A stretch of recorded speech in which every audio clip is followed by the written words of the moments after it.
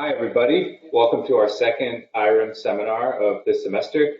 We know a lot of you PhD students are probably wrapping up and graduating. Actually, not just the PhD students, a lot of the students in general. This is the spring and looking for new opportunities. And therefore, we've geared this semester towards some discussions on careers.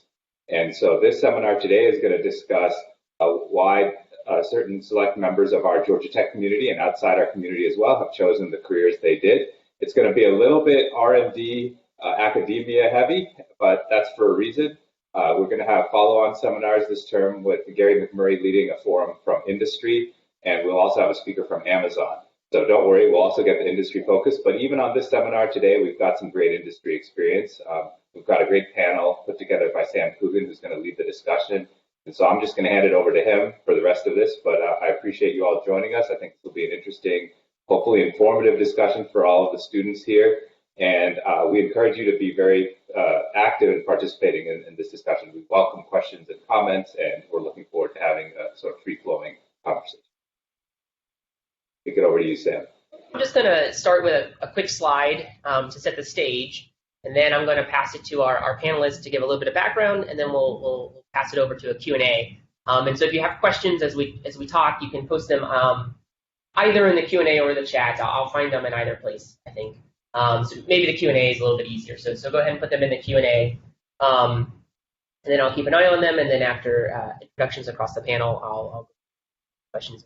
So let me just set the stage a little bit and try to discuss what we're going to talk about today. So we had a panel last semester, and a number of you might have been on that call, where we talked about finding faculty positions in robotics. And in that panel discussion, we focused on tenure track positions in these, so-called R1 research universities across the U.S. And that's going to be sort of our main focus today as we compare and contrast academia with industry. And I think it's important to put some caveats here. So in particular, we're not going to talk about undergraduate-only institutions or teaching-focused institutions. It's a great career option, but it's a little bit different, I think, than what our expertise can allow us to talk about today. We also won't talk about other academic careers besides these tenure track positions, like non-tenure track positions, where there's other considerations that should come into play if you're trying to decide your choice. And by and large, I think what we're going to talk about today for universities is going to apply only to U.S. universities, and we won't have much to say, I don't think, on universities outside the U.S. On the industry side, based on what our representation is on the panel, we're going to be focusing on careers that require PhDs in industry. So some examples of these, and these come in different categories. So some examples of these categories are things like labs and institutions that are associated with a university. So for example, the Georgia Tech Research Institute, of course, federal labs and agencies such as the Jet Propulsion Lab or Sandia or other examples. Another category is startups, and then there's larger companies like Facebook. And I think each of these categories has their own advantages and disadvantages, and I think we'll be able to talk about them a little bit today. So that's where I wanted to lay the groundwork for this. So I'm going to stop sharing now and give us an opportunity to introduce our panel. So I'm mostly going to moderate today, but I'll briefly just describe sort of my experience in academia and industry. So I'm an assistant professor here. I have a joint appointment in electrical and computer engineering and in civil and environmental engineering. I've been a faculty member at Georgia Tech since 2017, and before coming to Georgia Tech, I was faculty at UCLA. My industry experience is a bit limited, as will be the case for a couple other panelist members here. But I have had a little bit of experience. So in my undergraduate days, when I was an undergraduate at Georgia Tech, I spent a number of semesters co-oping at GTRI, so I got to see some of that environment. I also spent a summer as a grad student at the Jet Propulsion Lab in Pasadena. And after I completed my PhD, I spent about 6 months working at a startup company that was a spin-off of some research work at Berkeley that was focused on making sensors for traffic networks. So I've seen a little bit, it's been a little bit limited, but I've seen some of these different environments. A little bit about them. What I'd like to do now is I'd like just to go around for our panelists and have each of our panelists talk a little bit about their background as well. So I think we can start with Frank, who has some slides to show, and then we'll move on from there. All right. Thank you, Sam. Let me put myself in the corner here so I can show the slides. All right, so let's see. Yeah, so my name is Frank Dellaert, and I've been at Georgia Tech since 2001, and I'm still at Georgia Tech. But I took a break, and so I'll talk about my break. But at Georgia Tech, I mostly work with factor graphs, and I'm a evangelist, meaning factor graphs are awesome for state estimation, SLAM, and even motion planning and control. And it's actually due to factor graphs and their application to all these different problems that I got the opportunity to work in industry. So I took a break from Georgia Tech in 2015. And so I went to a startup company called Skydio. And this is a shot of the first product of Skydio, which is a drone that follows you to take cool videos of you as you do cool stuff. And it's a fully autonomous drone. And so I joined as really one of the first people in Skydio after the founders. And so it was really fun and exciting to build this product from the ground up to a multi-camera, one of the most advanced autonomous systems on the planet, I do think.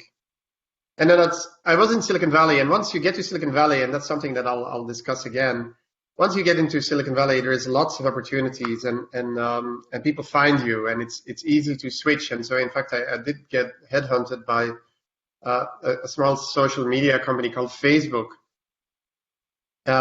And there I did mostly secret stuff as in sort of a skunkworks lab called Building 8, which was started by Regina Dugan, who led DARPA for a while. And she was then at Google and then started this skunks lab at Facebook.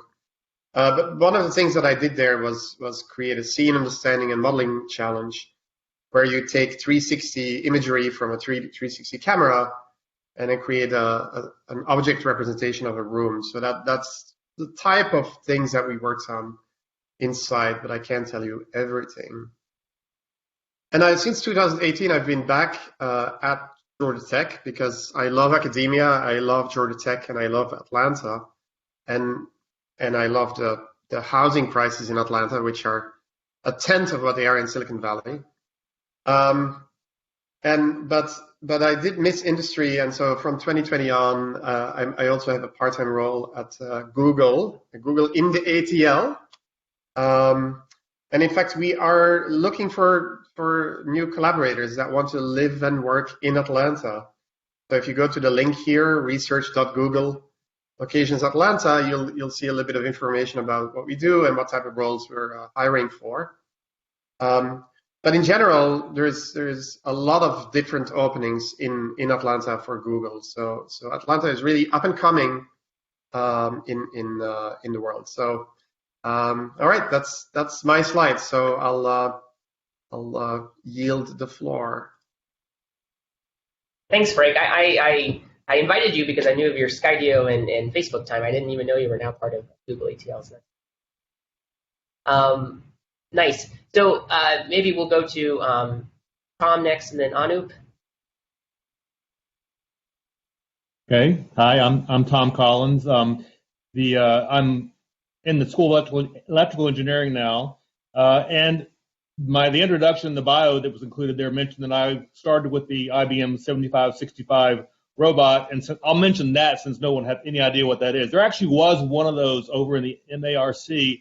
I don't know, it might still be there because it's so heavy they may have had trouble moving it, but that's a hydraulic robot. And the thing about that's relevant is that really ever since then, I've always enjoyed building robots. So my career, the one thing that's kind of common is that I've been happiest when I've been building whole complete robot systems. From that up to what was the first unmanned aerial vehicle that we had at Georgia Tech with the School of AE and GTRI all involved in that, and ECE back in the late 90s. And to the DARPA Urban Challenge vehicle that we worked on, and to the present, we're doing drones like everybody else is, and I've actually done some of the work that's related to the initial iSpin robots that went out, and it's getting a lot of publicity now. So that's me in a nutshell. I have been teaching at Georgia Tech for a while. Actually, some of that work, my earliest work that I mentioned there, was done over 20 years before a guy named Sam Coogan was in my undergraduate class. So that gives you some perspective. That's all I have right now. Yeah, that is true. A while ago. Good. Very nice. Anoop, could you please tell us a little bit about yourself? Sure. Hi, everyone. I'm Anoop Parikh. Right now, I'm currently at Sandia National Labs. I started there doing a postdoc and then transitioned to staff working in the robotics and counter robotics department. And then also during my grad school, I was working in this institute that's a collaboration between the University of Florida and Eglin Air Force Base in the Panhandle of Florida. And so I've been at Sandia for about 4 years, a little over 4 years now. So I can give a little bit of perspective on what it's like to work at a national lab and things like that. Great, thanks. Erin? Sure. I'm Erin Young, so I'm an assistant professor in mechanical engineering here at Georgia Tech. I mostly represent sort of the straight to R1 academia side of things, but I do have a little bit more of a unique background prior to coming here at Georgia Tech. But all of my kind of early research was done at the Rehab Institute of Chicago, so I kind of grew up more in an environment that was heavily clinical, and it kind of represents an option that is in between industry and academia. So definitely if there's some people that have questions about it, but there's a lot of research scientists and engineers who get hired into more clinical positions for clinical trials or motion analysis or other things that that a lot of PhDs get hired for, and that I think people more on the medical side of robotics might be interested in some of those types of options.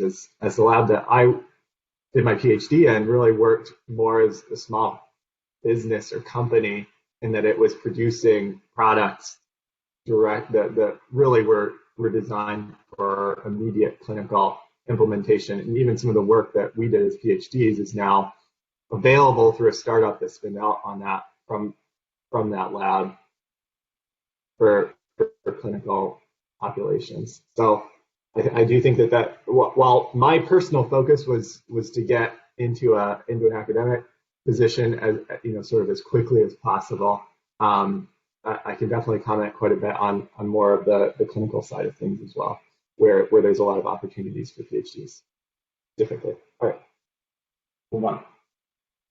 Great, thanks, Erin. Ani, do you want to say a few words about your background too?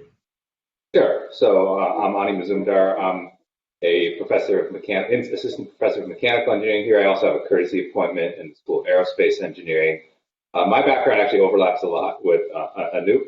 I also worked at Sandia. That's actually where we've got to work together. So I did a postdoc at Sandia after graduating from grad school for about 4 years.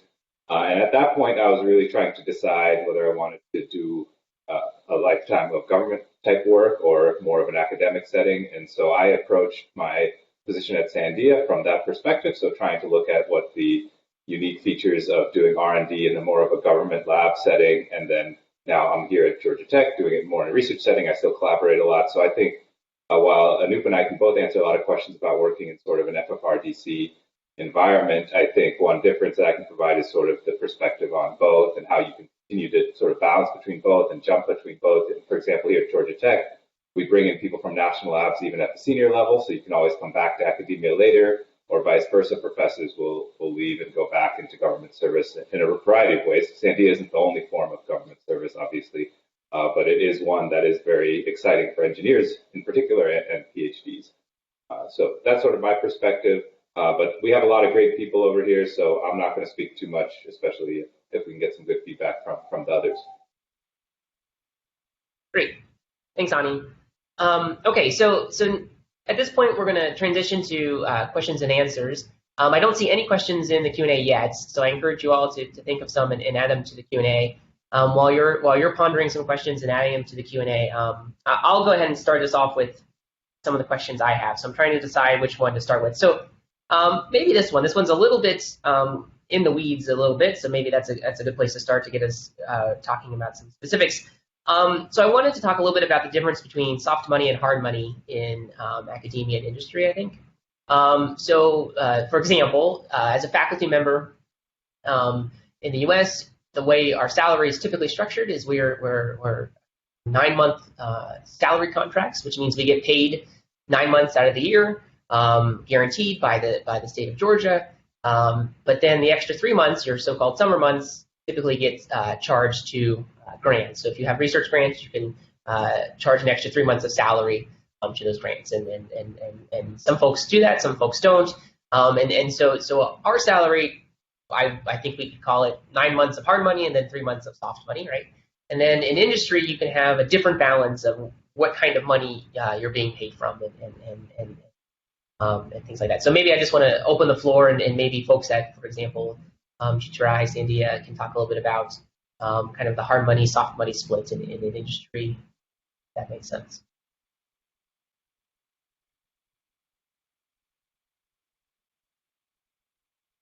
I can give, I guess, a little bit of. Go ahead. Yeah, I can get, I guess, a little bit of perspective about at Sandia. So yeah, we don't really have that sort of differentiation. We kind of just have a regular salary. There are some opportunities for getting bonuses or other kind of like being in special programs where they can give you some additional incentives. But for the most part, it's a regular salary. I will say, because we're in FFRDC, so we're not a regular government pay scale, or we're managed by like a nonprofit organization essentially. And so we have typically better salaries than what you might get on a regular government kind of pay scale.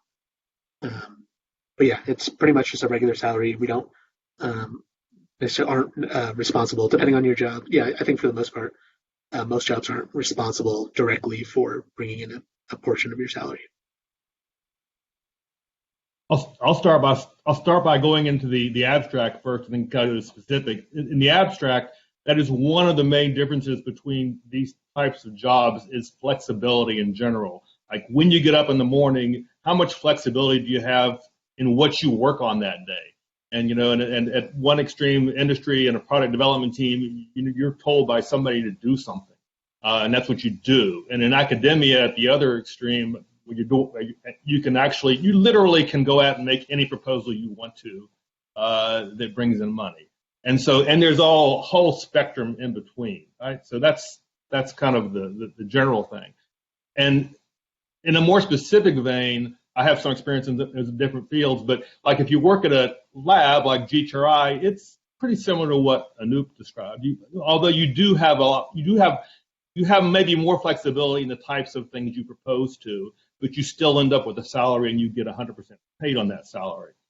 I've had most of the last 20 years, I've actually been split between GTRI and electrical engineering, and then I sort of have this hybrid thing where it's sort of like the hard money, soft money thing, except my 9 months is throughout the year and my 3 months is throughout the year. And so I sort of have to go out and get these contracts, this summer salary equivalent kind of stuff year round, and the rest of my money is covered on teaching. So, and those sorts of opportunities are available. You can do that not only at GTRI, Georgia Tech, but there's other places where you can spend part of your time teaching and part of your time doing research things. So I guess that's sort of what I would have to say about it. I actually really like. Oh, go ahead, Frank. Well, I just wanted to retort a little bit to Tom in the sense that since we're mostly talking to PhDs that are listening in, or PhD candidates that will then graduate with a PhD, many industry positions, you're not told what to do. You're in industry, you work on problems that benefit company. It depends on what division you're in. And at the PhD level, many positions come with, okay, we want to do something in this space, and you have to create your own project and sell it to management. And there, most of the time, by the way, money is not the objection, but headcount is. So headcount is something hard to come by in industry because it's it's planned on longer timescales, and money is typically fairly readily available, so but headcount is a special pot of money. But again, I just wanted to say, if you're graduating with a PhD and you're going into Facebook or Google or Zoox or Skydio, when you're hired at that level, it's to have some fun and some freedom as well.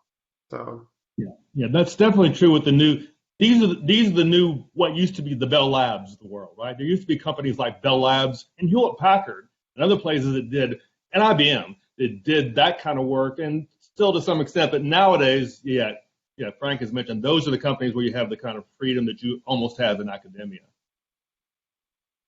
Great. Yeah, I really liked how Tom portrayed it, because I think it is this sort of comparison between almost stability and agility, right? You can get sort of a 12-month salary to do something, but you may be it may be more clearly defined, right? It may be still flexible, but it may have some very clear definitions and deliverables. But in academia and in government as well, sometimes they'll give you more opportunities to apply for external grants and things like that, but that will mean that you're sort of in charge of feeding yourself now. So, you can bring in money from wherever you want, but you have to do it, right? So you get the excitement of being able to pitch your own ideas, and certainly that's true in academia especially. But the challenge, of course, is now you have to deliver on that promise, because you need to support yourself. And so it goes both ways, and I think a nice mix is always good and healthy. I'm going to jump to a couple questions we're getting, because I think I really like how the discussion's going. So the first one was from Varun. He said, in terms of job search and hiring, what are universities looking for beyond a large list of publications? How do we maximize our hiring potential, given experience of teaching, leadership, et cetera? So I think this is perfect for Sam and Erin, and of course Frank has experience in this too, but maybe Sam and Erin could talk to it. Yeah, so I don't want to dwell on this too much, because we did talk about this last semester a bit when we were talking about faculty hiring. So, I mean, a well-rounded CV is an important part of looking for faculty positions. Yeah, I don't know how much I want to go into that. Well, I have to give a quick high-level answer. Like, I mean, a lot of people liked it. Let's get a quick answer for what is sort of the most important thing for academia. I think you guys both know sort of what that is. Yeah, that's true. Let me briefly comment. So besides papers, I think we all know papers is critical. But well, I think emphasize that first. Okay, sure. I mean, so papers is going to be critical, and it's not just a number of papers, right? It's where you're publishing. So in the robotics field, right, I'm assuming that most of you guys are, we kind of know what our journals are. And you know, I guess to comment briefly, you shouldn't just have all RA letters papers, right? Like those are great papers to have, and it's good to have some, some RA letters. I think we all do a lot of them, but my advice to PhDs is keep that about 50%, and make sure you have some transactions papers. We want to see that when you're applying, that you've got, either mechatronics or robotics paper, or something along those lines, or depending on where you're at, but something in more of the transactions area is important in that paper list. The other thing besides papers I think is critical is how you're going to sell yourself as being unique in the field. And this is especially difficult for PhD students coming immediately out and being on the academic job search. I think the way that many of us have done it, and especially in the robotics field, which I think is very competitive, whenever there's an ad, there's tons of very good applicants. So one of the best ways to distinguish yourself is do a postdoc and make sure that the skills and the expertise that you learn during that postdoc positions yourself uniquely from just your PhD work. So it's clear that you're somehow differentiated from your PhD advisor. I think increasingly it's more important that you're doing a postdoc and that you're productive during that postdoc, where you can show that you've got skills beyond just beyond your PhD work. Those are the quick things I'll mention. Yeah, I'll let you handle the Q&A. Sorry, I'm used to doing it because I usually moderate, so I'm being a control freak here. So I'll let you handle the. Okay, so in that case, we're going to move to Chris's question and then Seth's question, both of which I like a lot and getting some likes in the Q&A. So Chris is asking about switching from academia to industry or vice versa. And his specific question is, it's easier to go one direction than the other, and are there any big trade-offs for switching? So I'm curious to, Frank seems to have some thoughts on this. So I'll give you my personal perspective, but I can count the number of people that I know that did a successful transition from industry to academia. I think it might be changing because indeed FAIR and Google Research and Microsoft Research are to a certain extent almost even better than academia in terms of academic freedom and publishing and collaborations with other people. And so streaming from there might be back to academia might be easier. But to me, once you leave academia, your reward structure changes, and that makes it to me difficult to successfully apply to academic positions. So so if you're a PhD student, you're in this publishing world, then you're in maybe a postdoc, and you're in this publishing world, and you know people, and you have your network, and that makes it easier to get a faculty position. Once you leave that world, and this might be by choice, you exit that reward structure. And I've seen people come back after many years, like Jim Ray was somebody who was at an industry position. Bill Freeman, who just got elected to the National Engineering, right? But he was in industry at Merle for a long time. Charles Isbell, who was our dean, was in industry for a long time. So there are exceptions, but I consider them exceptions. That's my 2 cents. Okay, so we can continue talking about that, but I want to bring in Seth's question because it's kind of related. Are there significant differences in how you're evaluated with respect to promotion, salary, et cetera, in industry versus academia? So you were kind of touching on that point, Frank, I guess, but is your message that sort of publications becomes a weighting structure in industry versus academia? Oh, absolutely. So companies do have a bottom line and a mission. And publications are nice, and especially if you're in a research-heavy branch of the organization, clearly it's part of your metrics.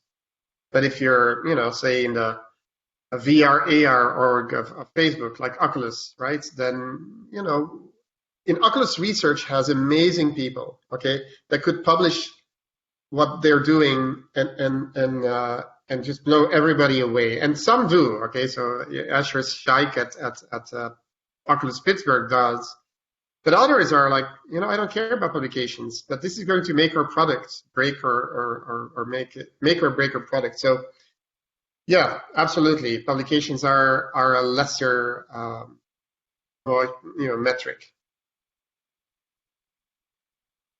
Anu, maybe you could talk a little bit about sort of the categories that are weighted heavily for promotions and things like this in Sandia and similar type of environments. Sure, yeah. So I'll probably say this a few times, but Sandia, or in national labs in general, I think are kind of in the middle between academia and industry, and as well as often are broad enough, especially Sandia because of how large it is, to sort of span both of these. And so, there are some research-heavy branches within Sandia that do look at paper count and those similar kind of metrics, whereas there are more kind of development-focused that look at what you're kind of contributing to the team, if you're leading components of systems or things like that. Part of our group is a little bit.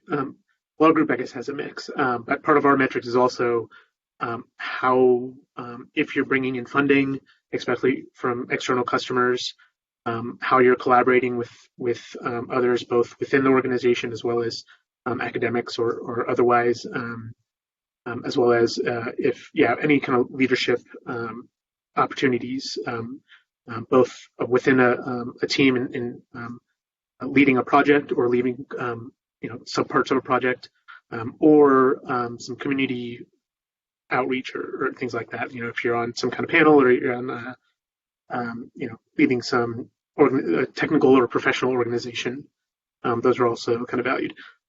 But yeah, in general, it's you have a lot of opportunity to shape what you do within a national lab. Yeah, you could take a very sort of academic type route where you're publishing and bringing in money, or you take much more of a route of I just want to build these things that bring success to a particular project.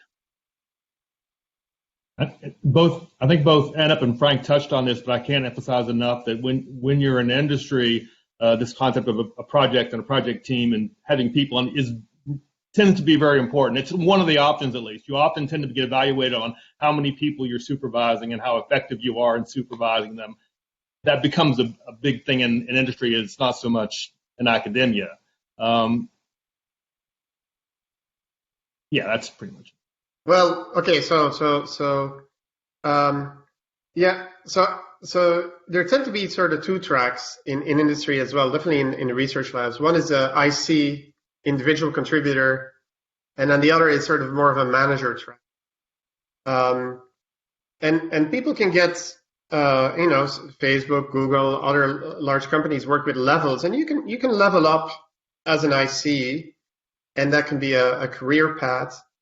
And you can also choose to go into the managing, and that is very much appreciated as well. And so when people look to hire, I think they look for either you're good at leadership. So as a PhD student, you can organize workshops. You can lead undergrads. You can lead master's students. You can sort of show that you have leadership potential. For the IC track, people might be looking at how well can you sort of be self-sustaining in the sense that you're not afraid to do some coding, get some data, do experiments, and publish. So there are sort of two possible routes even in industry. And then the last thing I'll say is, I think in academia, you are, especially as faculty, also very much evaluated on your leadership skills, because you're leading a lab. You're leading PhD students to a good outcome. You're working with undergrads and master students. So leadership is important in academia as well. Yeah, I'll stop there. Good. Other comments on these kind of dual questions, either going back and forth between industry and academia, and/or evaluation metrics in industry versus academia? Well, the one thing I'd say that I think is a clear message from this, just to make it real clear to the audience, is that if you do want to come back to academia, the most important thing you can do in your industry or government career is publish. And I think that if you can keep doing that, I think you can keep your doors open. Now, some of you may not want to publish anymore, and that's fine too, but publishing really matters. And of course, there's exceptions to that. And I think what's exciting is now in industry, you're seeing more papers at these conferences, and certainly, as Anup mentioned, at Sandia, you see some really top-notch papers coming out of the research groups there. And so I think it's not discouraged anymore in a lot of the non-fields, but it does take a little extra motivation sometimes because it's not necessarily going to be part of your traditional promotion metric. Sometimes it is, but not always. Good. I think we'll move on since we have a couple more questions coming in. So there's a question: how can we maximize our hiring potential for companies as a PhD student? And what kinds of experiences are companies looking for from PhD graduates? Sort of the dual to the what can you do to boost your for faculty positions, I guess.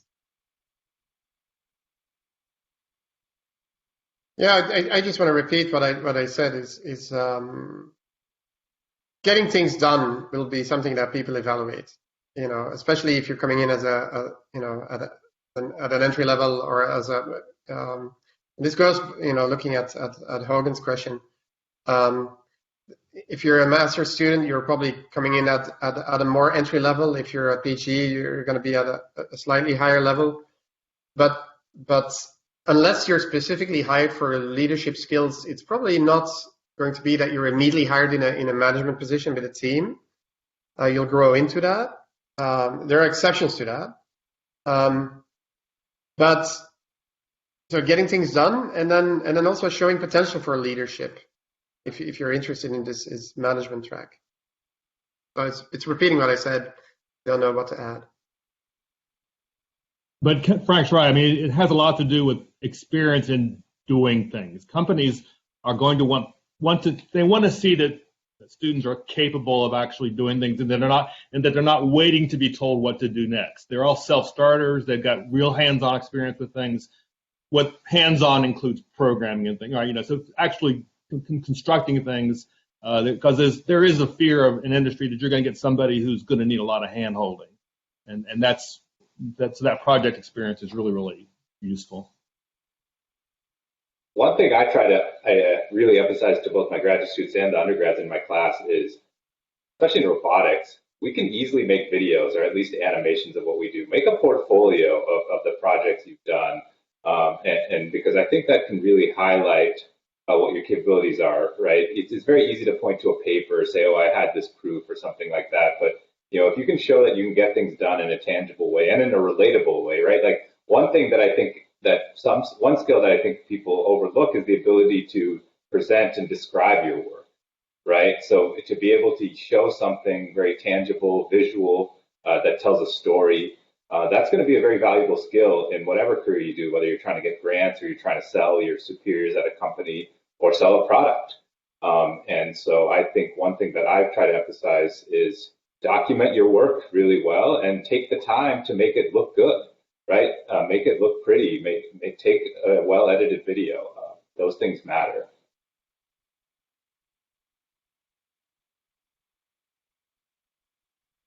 Other thoughts?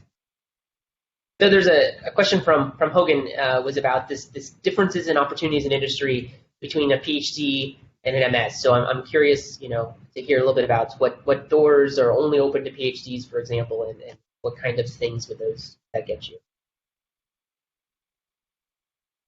If you saw Scadio's talk last Friday, there was a talk, so Luca Carlone at MIT with a couple of other, Janet Boa at Stanford, organizing this robotics seminar, which is online, which is really great. It has a bunch of good speakers. And the speakers last week were Adam Bree and Heike Martiros from Skydio. And Heike is somebody we hired straight from Stanford with a mechanical engineering degree. And he was just amazing. And he now leads the entire autonomy team, which is, I think, I don't know how many people are in the team now, but he was technically very good. He was also great at communication, and now he leads a team, and he gave the talk last Friday. So I believe there is a lot of question about entrepreneurship versus going straight to a larger company. I always tell people, and this goes doubly for master's students, go do a startup thing first. Either do it yourself or join a startup. Startups are by definition things that sort of try to grow exponentially. So even when you come in, if you come in early, you'll have this opportunity to grow very, very quickly. And it's almost like getting a PhD. If you're coming as a master's student, you'll get a PhD just by virtue of being in a startup for 4 years. And that is very much appreciated by the large companies as well, which there is something like an acqui-hire, right, which takes a startup and just buys the startup for their talent, not for the product that they're making, but for the talent that's in the startup. I would say that almost, a lot of the really interesting jobs in industry, you almost need a master's to start with. I mean, you get so much crammed into 4 years of undergraduate that you really kind of need those extra skills in order to be a designer or a developer. But then the PhD is that next rung. It's those jobs that Google that Frank's talking about, where you get to have a lot of flexibility in what you do. That's more the PhD level jobs in industry, whereas the MS jobs the MS gives you a lot of opportunities, sends your opportunities a great deal in industry in terms of what you work on, but the PhD gives you the flexibility and the almost academic type lifestyle in some companies.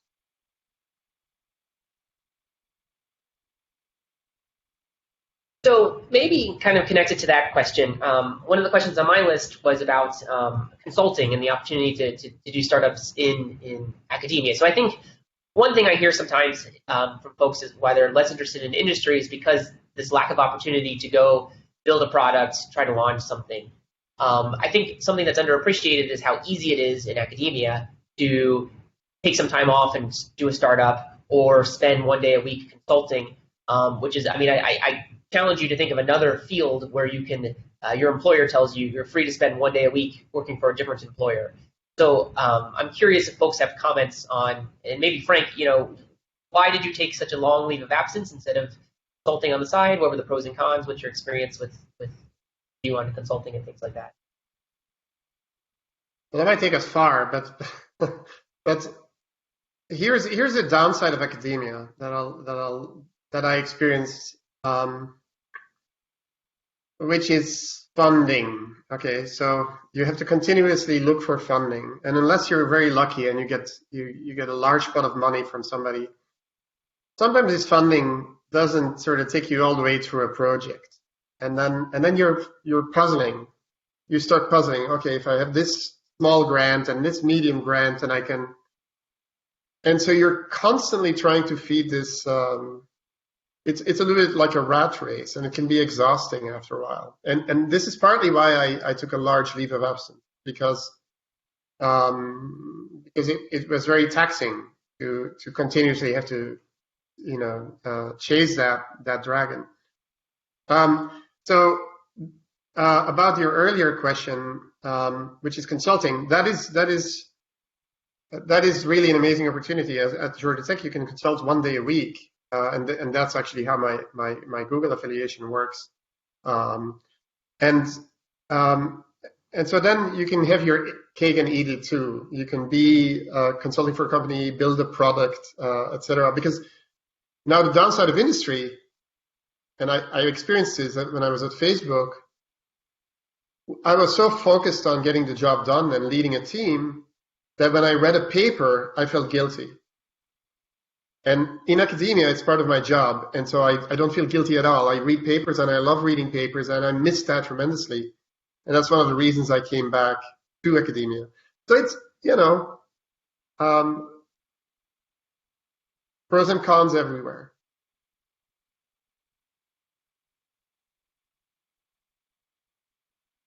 Do you have thoughts on the master's, PhD sort of difference where you are? I know there's some specific degree restrictions even on just getting hired at Sandia. Maybe talk about that a little bit. Sure, yeah. I think it used to be you got to have at least a master's. I think that's still the case to be a staff. And then usually, even if you have a master's, I think they often want to see a few years of experience. And typically, a PhD kind of meets that requirement. And that gives you also your starting point is a little bit higher in the chain.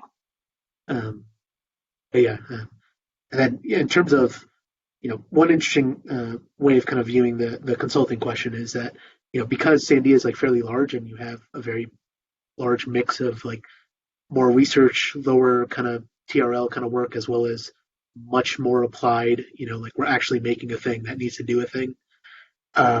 You can work on a variety of different projects and work very widely across the different organization.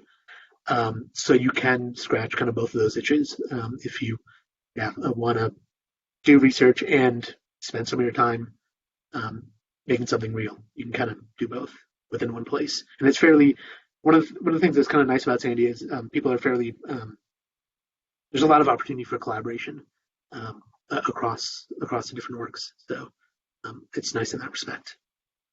Yeah, another thing that I think is nice from being at Sandia and in academia, this is something I think that has in common, is not necessarily consulting for money, but consulting on important problems. So when the government has incidents or challenges that it has to deal with, they'll frequently come to first the government. So Sandia, I think Sandians get opportunities to be part of some pretty high-profile reviews or investigations of things, and that does trickle into academia as well. So when you sort of have this level of expertise and you're sort of viewed as unbiased, you get to contribute to sort of problems that are very important. and accidents that occur that are sort of very significant. And you'll see academics and people from national labs involved in that. And there's very little monetary compensation, if at all, but there is a sense of satisfaction and sort of you're doing something for a greater good, which I think is important when you choose your career. Going back to Frank's comment about the feeding the, getting that next project, it's probably true in most of the government laboratories that you tend to have the longer term kinds of efforts and things where you don't have to worry about that as much. People and GTRI research, and just I would say university affiliated research institutes in general, it tends to be somewhere in between. You often have researchers who have put together teams that over a long period of time continue to go back and get funding from the same DoD sponsor. So you have sort of this middle ground of stability in your job. You're still going out and getting new contracts, but they're often with the same people, and you're not quite so much out in the trying to do cold calls as you might be in academia.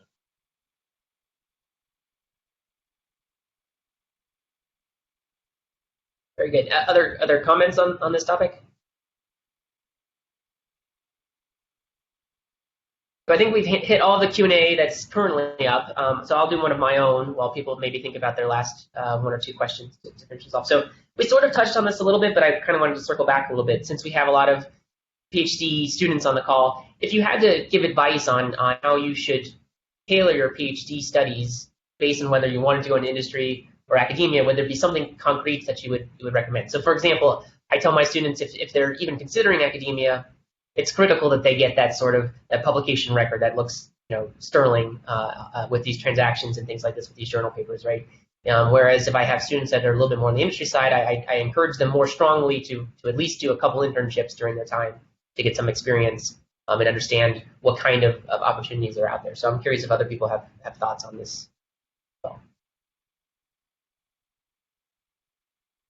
So Bill Freeman just gave a talk at CVPR. Bill Freeman is the guy who came from Merle and went to MIT, and is now also, he's in fact at Google as well. And he said there is, he had a beautiful graph which was the quality of the paper and the impact on your career. So the y-axis was impacting your career, x-axis was quality of the paper. And so if the paper is very bad quality, it might have a very small, negative impact. If the quality is so-so, the paper will probably have like little to no impact on your career. But if it's a high quality paper, it will have a large impact on your career. And so his advice was very strongly go for several high impact, high quality papers. Don't publish something that is sort of half baked and rushed. Publish something good because people won't remember. It's not about bulk, it's about quality. So that's what I wanted to give you that advice from Bill Freeman. Yeah, that's good. Yeah, I'll echo that. I guess from our side, when we're first evaluating candidates, one of the first things we can see on the resume is their papers. And what's nice about that is we can actually go look at the papers, read the papers, see what the quality is. And coming from the autonomy side, where working with algorithms and software, but then we're also in robotics, so you can actually make something real that actually does something. And so, yeah, we definitely look at quality of the papers, the quality of the technical work that you've done as a really important factor. And then once you come in, we can do an interview. Then we can actually get more in depth on what you're presenting of what you've done and be able to question what that is. But yeah, having high quality technical work is very important. I think most of the attendees are probably robotics PhD students, or at least more often than not. And the robotics PhD program is really well positioned for giving people the kind of experience and putting the kind of things on their resume that do look good. I mean, you do get project experience, not only, so really take advantage of that, take advantage of the opportunities you have to work with different different faculty and to do different projects. And that is exactly the sort of thing that really looks good on hiring. Yeah, I think that's a great comment by Tom. Is, academia is so, when you're in school, you can do a lot of cool stuff, and sometimes you're going to get so typecast by your research, and you're going to get, oh, I just need to make this work, and really take advantage of being able to learn from the smart people around you. Take a class for fun, even if it doesn't even line up with your research. Go try and help out with, your friend's research project. I remember I took a random class in undergrad on in grad school on flight mechanics, and I was working on underwater robots. My advisor was like, "Why are you taking a class on flight mechanics?" I think it's cool. And now a lot of my research is on flight mechanics and so I look back, and that class also was taught by Emilio Frizzoli, who is like one of the giants in planning and things like that. And so that one decision to take that class changed the trajectory of my career. And that's the flexibility you have as a grad student. You can go take a class, you can go to cool seminars. So take advantage of all the information that you're sort of that's being thrown at you. I think that will benefit you a lot in the future. Don't just focus on your one little problem that you're trying to solve. Another thing you can do to become visible and so now that I have this large audience, I said this to several of my students, but Facebook is definitely social media, and Twitter can be considered social media. But if you're a researcher, you can use Twitter to your advantage in two ways. One is if you subscribe to the right people, Twitter can be very high signal to noise. You get the latest papers, the latest ideas, etc. So you have to find some people that you really like, what they're reposting and what papers they write. And the flip side is, when you're on Twitter, you can also publish as you take that interesting class in flight mechanics and as you do this cool project, you can write about it. And so that's another, writing is a process, and you can learn to write, and writing a blog post and then advertising it on Twitter and getting some traction there, that can actually boost your profile, both academically and in industry. So I think Twitter can be your friend if you let it be.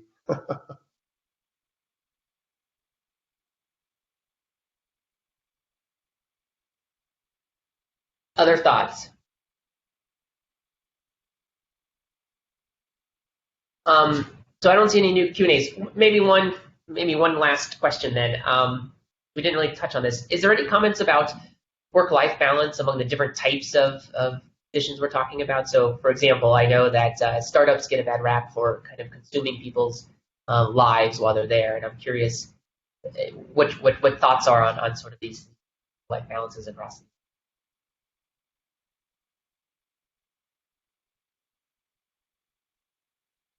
So at Sandia, Go ahead. Okay. At Sandia, they try to emphasize work-life balance, but I think, and this is probably true of most places, if you're working in research and you are more self-directed, that self-direction also is on your own, I guess, work-life balance. So you can decide a little bit how you want to balance that, and that can be good or bad in whatever direction. Yeah, so you have flexibility, I guess. What I was going to say is actually not the same as that.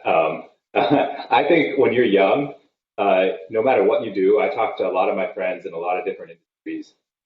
This is when you're making your career, and you really got to push, I think, when you're young. This is your chance to really make your name. It's easier to learn stuff. You have opportunities to do a lot of things, travel, go to conferences, things that may become harder as you get older and you're more settled down.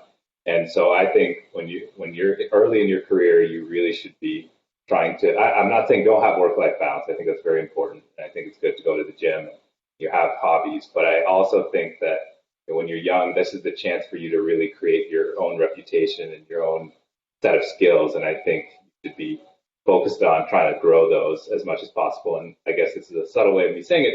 I know a lot of people in a lot of different worlds who sort of feel the same way about they're just working a lot and they're working hard. And I think that's just part of being young and getting your foot in the door in different professions, whether it's academia or Sandia or startups. I think people, when they're fresh out of school, they're going to be working pretty hard.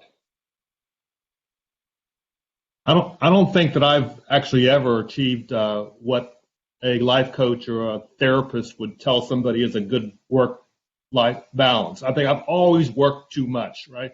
And some people feel bad about that, but I think you sort of have to look at the end of the day. Why did I work so much? And it's like, well, if you like doing it, right?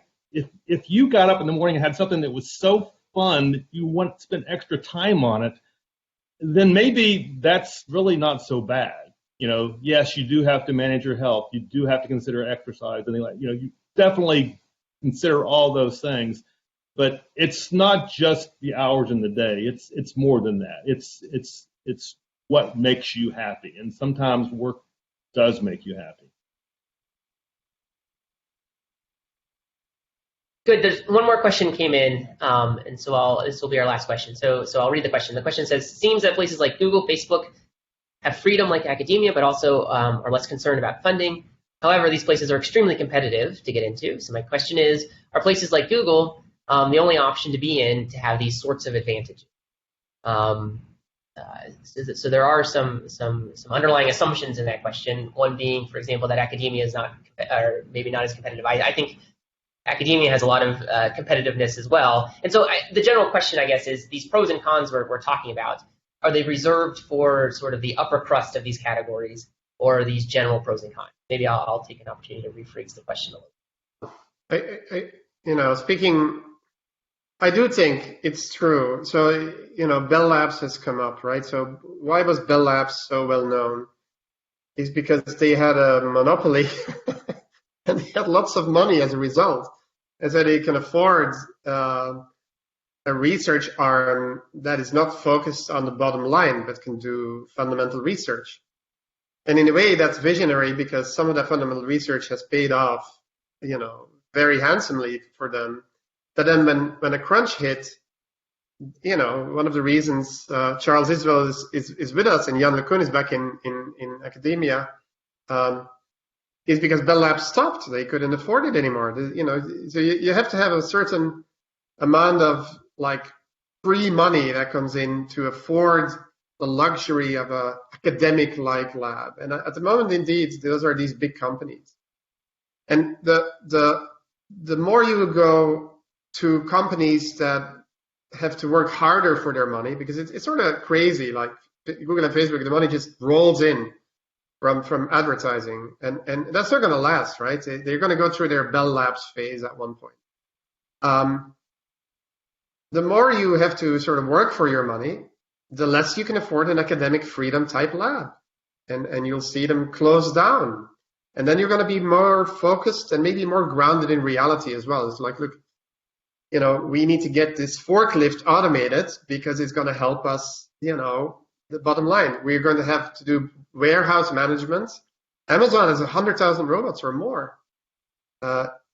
It's amazing. So they don't care too much about academic freedom. They want to get stuff done. That's what I have to say about that. Any other thoughts on this?